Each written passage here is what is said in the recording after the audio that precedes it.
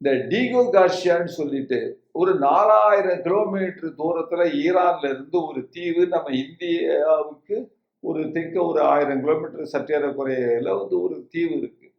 அந்த தீவு வந்து யாருடைய கண்ட்ரோல்ல இருக்குன்னு கேட்டீங்கன்னா வந்து பிரிட்டனுடைய தீவு அது. அதுல அமெரிக்கா தளம் அமைச்சிருக்கு. அப்போ அந்த இடத்துல இருந்து ஈரான் மீது குண்டுகளை போட்டுக்கிட்டு இருக்கக்கூடிய வேலைகளை வந்து அமெரிக்கா செஞ்சுட்டு இருக்கும்போது ஒரு 2 நாளைக்கு முன்னால ஒரு செய்தியை நம்ம பார்த்திருப்பீங்க.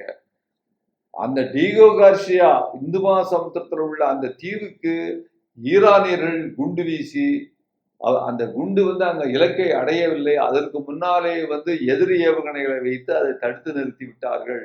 ஆஹா, ஈரானிடம் 4000 கிலோமீட்டர் வீசக்கூடிய ஏவுகணைகள் அவர்கள் நம்மிடம் இதுவரை சொல்லவில்லை, மறைத்து விட்டார்கள் என்றெல்லாம் செய்திகள் பரவி வந்தன. இப்பொழுது இன்னொரு செய்தி, நம்பகமான செய்தி வந்திருக்கிறது நண்பர்களே.